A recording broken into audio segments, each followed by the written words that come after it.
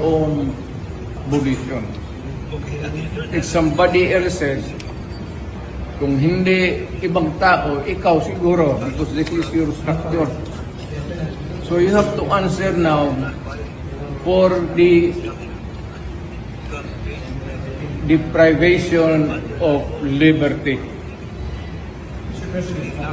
Kung general naman kayo, alam niyo ba na hindi man lang siya na-serve kung anong kaso kung pinag-type sa kanya ngayon? Hindi niya alam.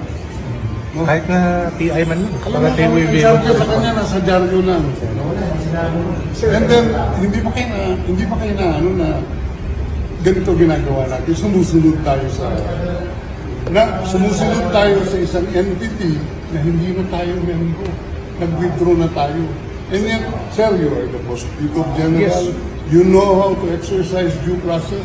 Before you can even file charges, you have to file a complaint. We have to file a counter affidavit. Without doing those procedural process, here we are being issued a warrant of arrest, questionable warrant of arrest. Ano naman po, sir? There's naman doon, blooper, puro pagdating sa trial dyan, tatawagin kita sa witness stand. Sabihin ko, you're the person who arrested me. May I know the reason why? Have you read the documents? Or at least, have you read the case at that time when you made the arrest?